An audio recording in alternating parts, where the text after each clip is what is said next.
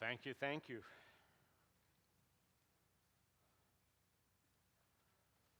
Our Old Testament reading is from chapter 5 of the second book of Kings.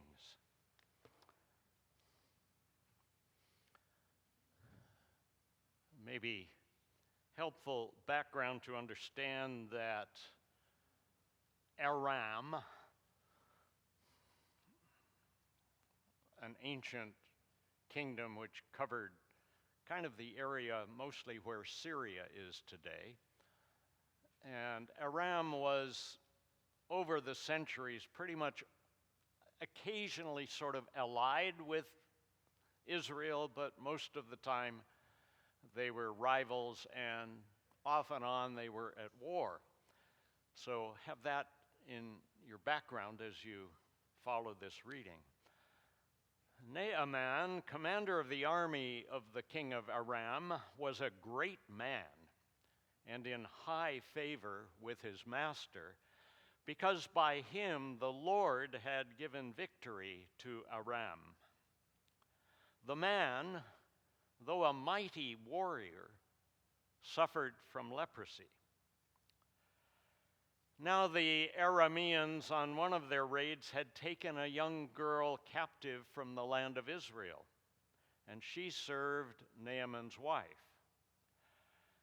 She said to her mistress, "If only my Lord were with the prophet who is in Samaria, he would cure him of his leprosy." So Naaman went in and told his Lord just what the girl from the land of Israel had said. And the king of Aram said, "Go then, and I will send along a letter to the king of Israel."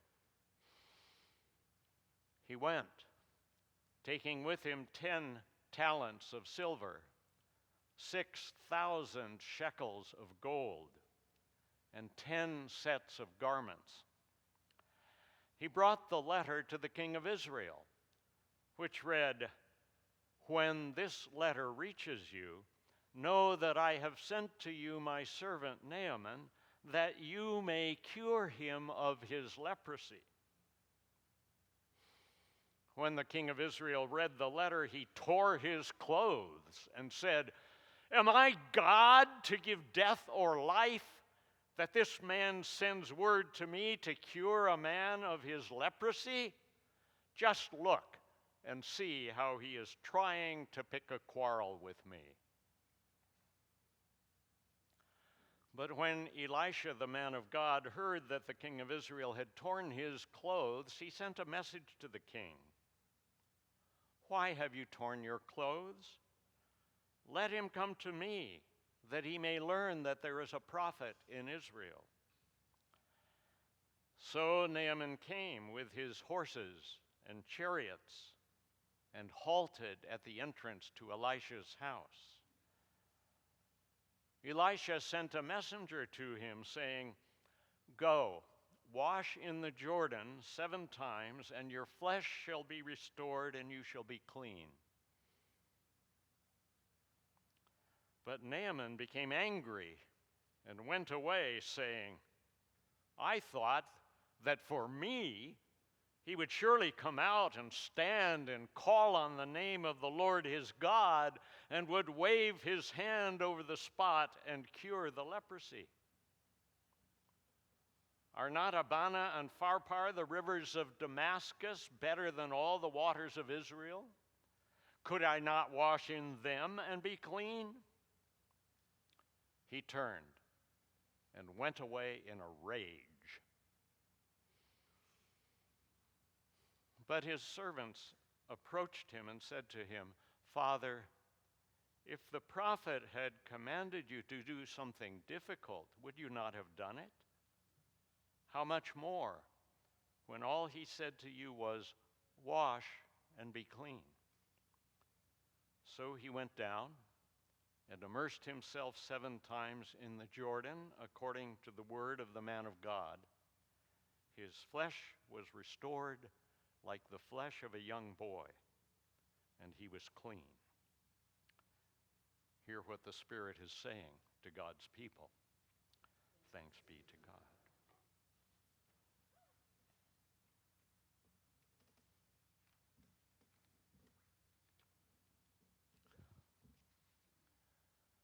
Well, this story is maybe one of the more bizarre stories in the Old Testament, and a lot of dynamics going on there.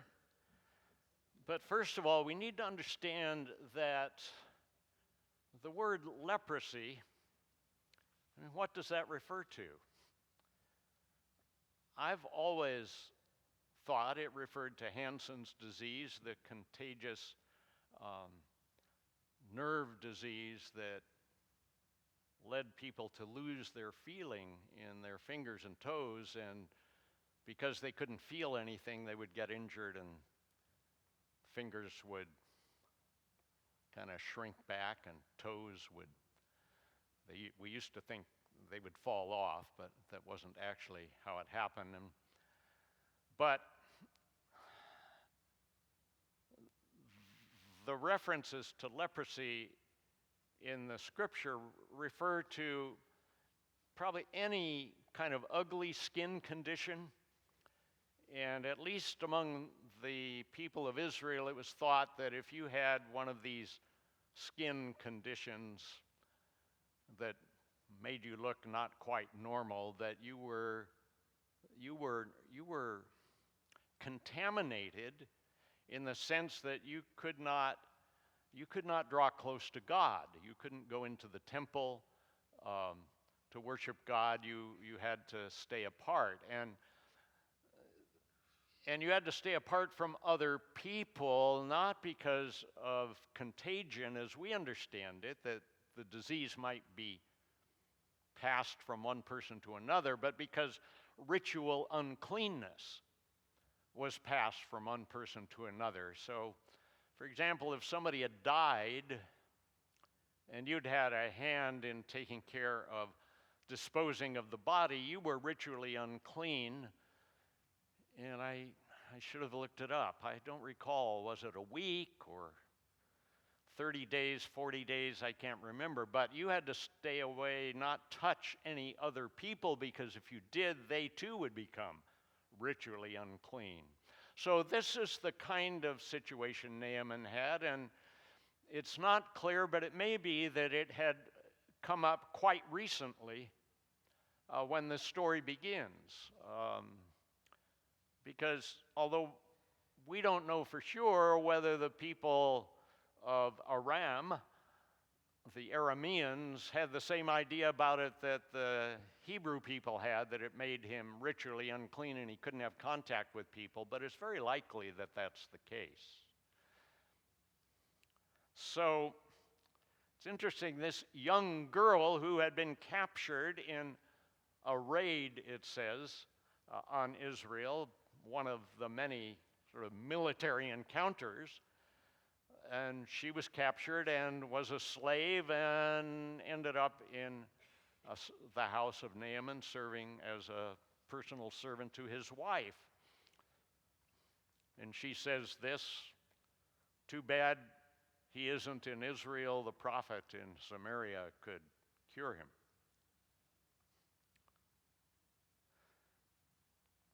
Kind of hints at maybe this was a family who treated their slaves well.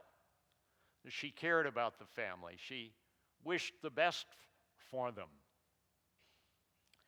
And Naaman, when his wife passes this message on to him, he pays attention.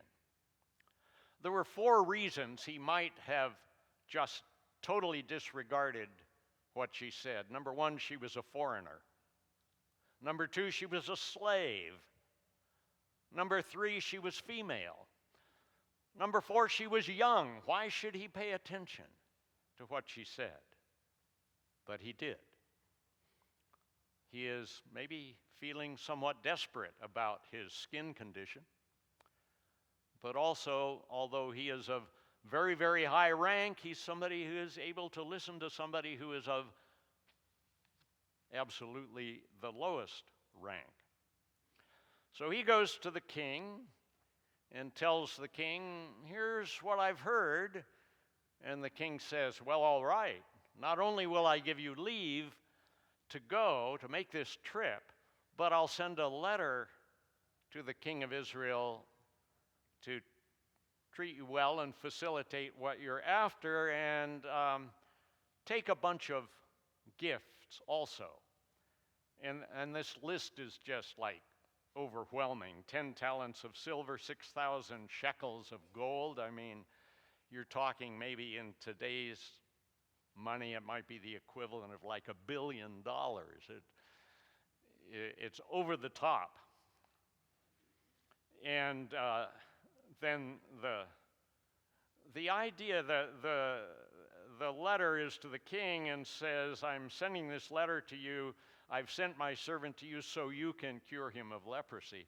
And there was kind of an idea in the ancient world, and not only in the ancient world. I mean, it was true with European kings only a few hundred years ago, the notion that the king had healing power. And so naturally, you would think it would be the king who would heal him of his leprosy. Of course, the king of Israel was not pleased.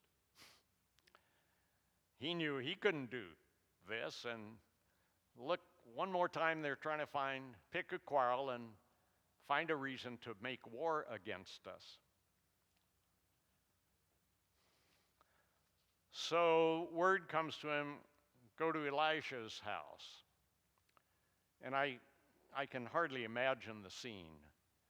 Here's the kind of ordinary house where the prophet lives, and up come chariots and horses and stopping at his door. What would the neighbors have thought? Elisha, of course, is not in the least bit impressed with Naaman's wealth, nor with his status. He just sends a messenger out, tells Naaman what to do. Hey, go wash in the Jordan 7 times. That'll cure you.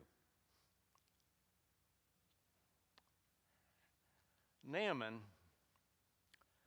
he is used to being respected. He is used to being treated as a high and mighty person, which he is in his own kingdom. He is not pleased that the prophet himself doesn't come out, that he just sends a messenger with a simple message. So, of course, Naaman is enraged. He knows how this miraculous cure is supposed to happen.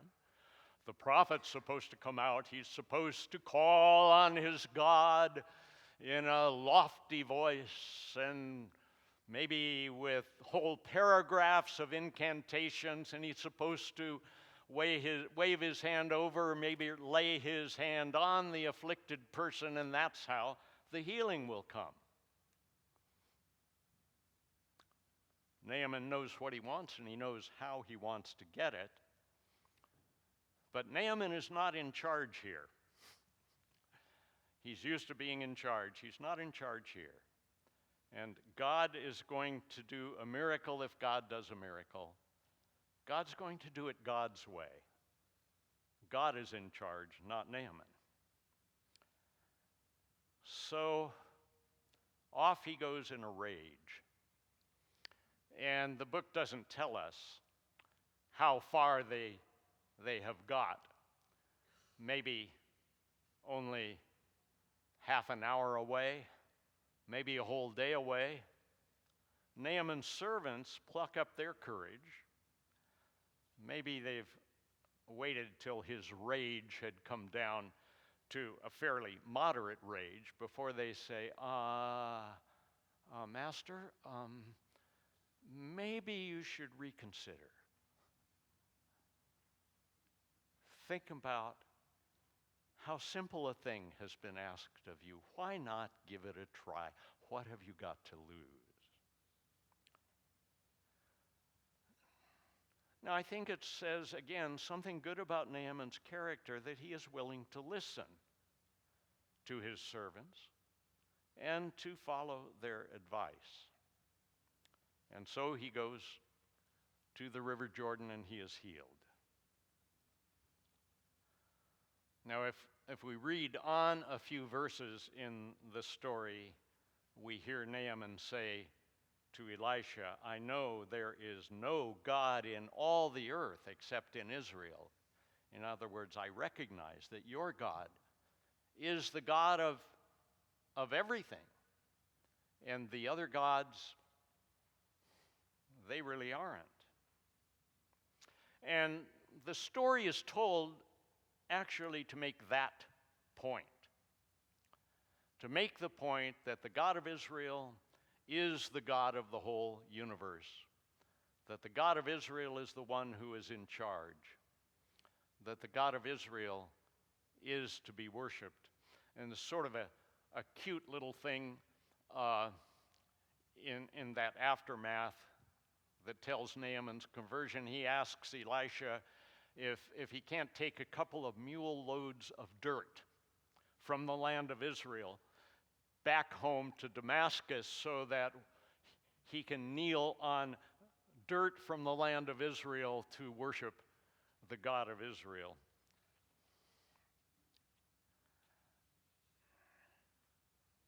There's actually kind of a hint at the notion of the universality of God right at the beginning of the story when it says, who was it who had given victory to the Aramean armies under the command of Naaman? It was the Lord, the God of Israel, who gave victory to these foreign armies, maybe even sometimes when they were warring against the kingdom of Israel. Sort of heretical stuff that shows up from time to time in the Old Testament. Well, you and I are a long way from the kingdom of Aram and the ancient kingdom of Israel.